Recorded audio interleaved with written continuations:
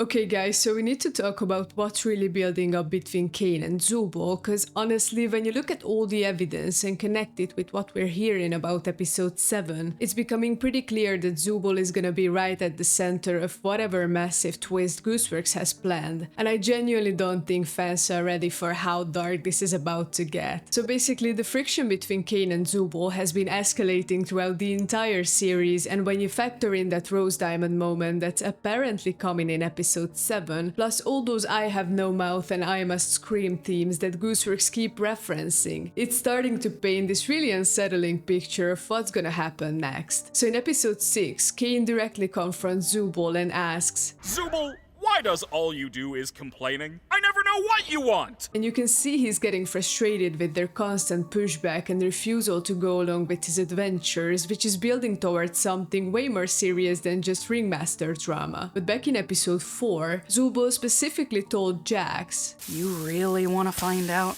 The only thing holding Kane back is the fact that he likes us." and basically warned him not to push their luck. And now that we're watching Kane lose his patience with Zubul more each episode, that warning feels prophetic, because what happens when Kane stops liking one of the circus members? And this is where the I have no mouth and I must scream connection becomes terrifying, because just like how Ted in that story got transformed into this grotesque creature as punishment for defying the AI, Zubul is already trapped in this constantly changing, fragmented body where they can never find the right pieces and are always searching for parts that actually work for them, and this obviously isn't just some random design choice. Zubul is literally a Zubul's toy, which means they have to constantly construct their own body with pieces that never quite fit right, and this probably symbolizes how they were struggling with identity issues in their human life, being forced into boxes they never belonged in, and now they are stuck in this digital prison where the same struggle is made literal and constant. And the therapy session in episode 3 shows exactly how Zubul tried to explain their body issues to Kane, and his response was completely tone deaf, like he just created a box full of different body parts, thinking that would solve everything mechanically, without understanding that Zubul's struggle is way deeper than just needing more options to choose from. And during that same therapy session, Kane got incredibly insecure when Zubul told him that nobody actually likes his adventures, and we saw the whole circus start glitching because he couldn't handle criticism about one thing he's supposed to be good at, which makes me think that Kane's breaking point might be way closer than we realize. But what's even more telling is that moment in episode 6 where Zubul straight up said that they want to have sex. You really want to know what I want? Oh no.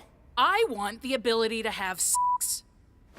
Which completely broke Kane and made him start glitching again, because he obviously can't comprehend or deal with basic human desires and needs, and this just proves how fundamentally disconnected he is from understanding what the circus members actually want or need as human beings. And episode 7 is gonna make certain fans really angry, according to Gooseworks, and she talked about feeling bad for the nice, wholesome people on Tumblr, which sounds like she's preparing fans for something genuinely dark to happen to a character that people care about, and Zubul fits that description perfectly. So maybe the Rose Diamond moment Gooseworks talked about could be the big revelation that Kane has actually been trying to unalive Zubul this whole time, and there's actually some really solid evidence for this theory that maybe most people haven't picked up on. Like if you go back to episode 3, the Haunted Mansion episode, Kane literally built 2 different paths, one normal door for everyone else and one specifically scary door that he said was It's a really scary door. Rated hot for mature Zoobles